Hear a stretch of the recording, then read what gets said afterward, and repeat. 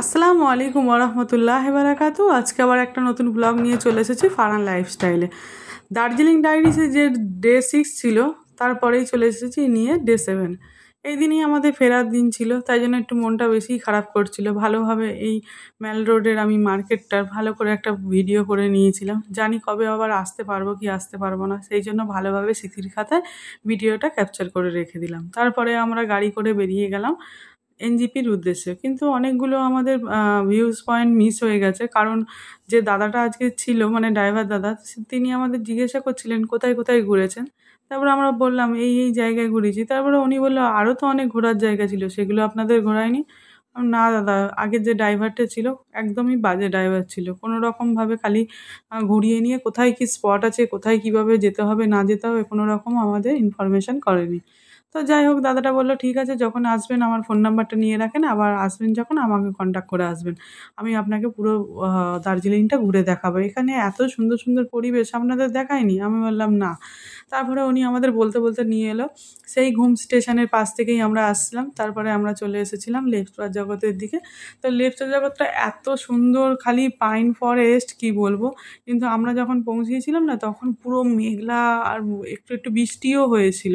তো দেখো এই পাইন ফরেস্টে নিয়ে এসে, পাইন ফরেস্টে এত ঘন জঙ্গল, এখানে নাকি একটা হাদসা হয়েছিল। ড্রাইভার দাদাটা আস্তে আস্তেই বলছিল যে আপনারা কিন্তু বেশি দূরে যাবেন না, কারণ একটা কলেজ টিম এখানে এসেছিল ট্রিপে। তো তাদের আমরা বলেছিলাম যে আপনারা বেশি দূর যাবেন না। তো ইয়াং জেনারেশন যা হয়, কোনো কথা না শুনে অনেকটা ভিতরে গিয়ে ওরা ফটোশ্যুট করছিল। তারপরে নাকি একটা তোমার লেপার্ড এসে গলায় আঁচড়ে টাচড়ে নিয়েছিল। তারপরে ওখানে তো অনেক দূর দূরান্তে মেডিকেল যে ব্যাপারটা আছে, হসপিটাল আছে, সেখানে তো অনেকটা দূরে। তারপরে নিয়ে যেতে গিয়ে তাদের পুরো সারা ট্রিপটাই পুরো ক্যান্সেল করে দিয়েছিল। তো সেই জন্য আমরা কেউ কারোর মানে একা একা কোথাও যাচ্ছিলাম না, যেখানেই যাচ্ছিলাম দল বেঁধে যাচ্ছিলাম, আর সবাই মিলেই এক জায়গায় থাকছিলাম। আমাদের এই গাড়িতে সেদিন ছিল জারহিন, মেজো মামি, আফিফ, তারপরে ইয়াইয়া, মামিমা, মামা, সবাই একটা গাড়িতেই ছিলাম, সেই জন্য বেশি মজা করছিলাম। এটা হচ্ছে গোপালধারা টি গার্ডেন। এই টি গার্ডেনটা এত সুন্দর, তোমাদেরকে মানে ভাষায় আমি প্রকাশ করতে পারবো না। যারা যারা গেছো নিশ্চয়ই জানো।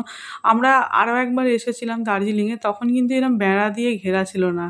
আমরা তো যখন এসেছিলাম পুরো একদম পুরো খোলামেলা ছিল। কিন্তু এখন শুনছি নাকি জংলি কুকুর-টুকুর এসে সব নষ্ট ফষ্ট করে দেয়, সেই জন্য। তো এখানে দেখলাম, এখানে একটা দাদা গান করছে গিটার বাজিয়ে, আর এরকম চা পাতা বিক্রি হচ্ছে ওখানে। তো সবাই চা পাতা কিনেছিলাম, চাও খেয়েছিলাম, আচার কিনেছিলাম, ছেলের জন্য ক্যান্ডি কিনেছিলাম। তারপরে রাস্তা দিয়ে চলে যাচ্ছিলাম, দেখো রাস্তার ধারে ধারে এত মানে সবুজ হয়ে আছে, শুধু চা পাতা বাগান, শুধু চা পাতা বাগান। তো ভালোই লাগছিল দেখতে, আর মনটা তো একটু খারাপ করছিল যে যা এতদিন কি সুন্দর আনন্দ করে কাটালাম। আসার দিনে এত আনন্দ করেছিলাম যে বলার উপায় ছিল না, আর যাওয়ার সময় যে এত মন খারাপ হয়ে গেছিলো কোনো ভাষা ছিল না।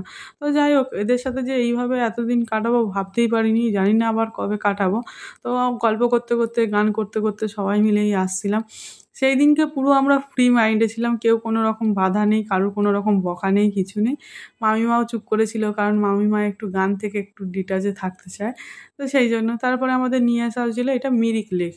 এই লেকটা কি বিশাল বড়! তা এখানে সেদিন তো 26শে জানুয়ারি ছিল, একটু ওদের নেপালিদের প্রোগ্রাম চলছিল।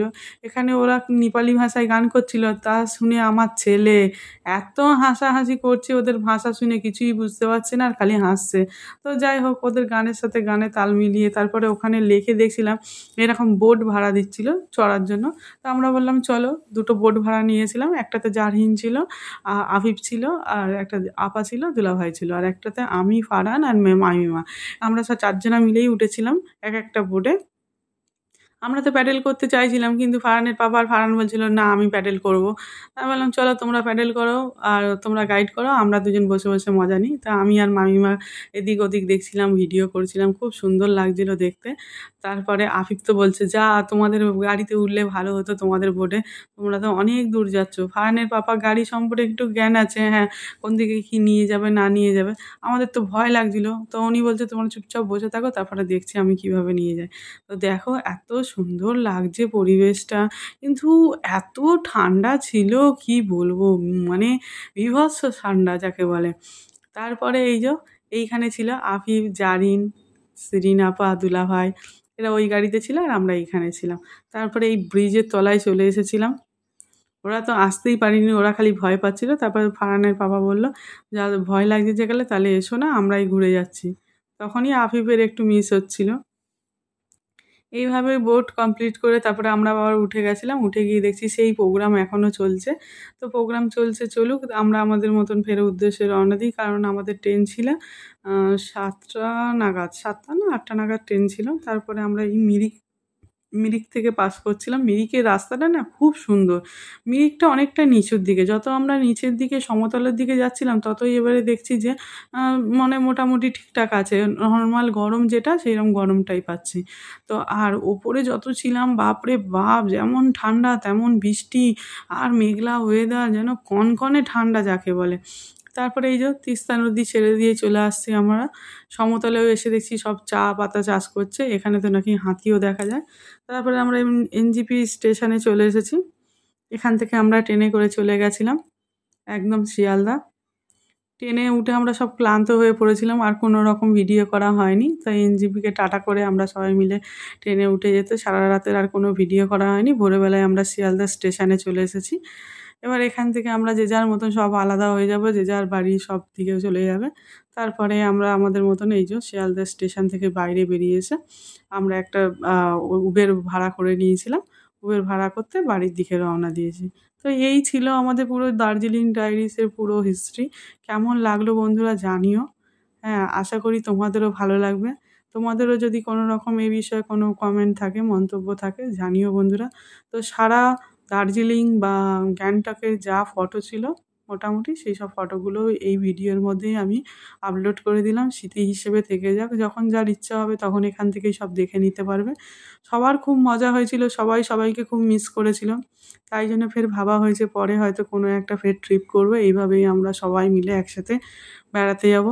সবাই সবাইকে খুব মিস করেছি দিনগুলোতে। পরের দিনই এসেই যেন খুব মনটা খারাপ হয়ে গেছিলো। ২-১ দিন মনটা খুব মানে টানছিল ওইদিকে যাওয়ার জন্য, যে সবাই কি সুন্দর কতদিন কাটিয়ে এলাম। আল্লাহ যদি রাজি থাকে ইনশাআল্লাহ ফের আমরা কোথাও না কোথাও আবার সব একসাথে মিলিত হব। তো কেমন লাগছে পুরো ভিডিওটা জানিও বন্ধুরা। আশা করি তোমাদেরও ভালো লাগবে। এরম পারলে একটা ফ্যামিলি ট্রিপ করে দেখো, সত্যি মনটা পুরো ভরে যাবে। এই যে আমার মামাতো ভাইয়ের মুখ, দেখলেই মনটা শান্তি। এই একজন বীর সাহসী লোক, যত বারণ করছি ওপরের দিকে একা একা যেও না, তত ওপরের দিকে বলছে কি হয় দেখা যাবে বলে ওপরের দিকে উঠতে মামি একটু বকা দিল, তারপরে নিচে চলে এসেছিল। তো এটা নেপাল বর্ডার। এখানে একদিকে নেপাল আর একদিকে আমাদের ইন্ডিয়া। এই যে ফারহান দাঁড়িয়ে আছে। লেফটের জায়গায় যে ভিউ পয়েন্ট। তো পুরো ভিডিওটা দেখার জন্য থ্যাংক ইউ বন্ধুরা। যারা নতুন আছে পারলে আমার চ্যানেলটাকে সাবস্ক্রাইব করে আমার পাশে দেখো। আবার দেখা হবে নেক্সট একটা এপিসোডে। টাটা বন্ধুরা।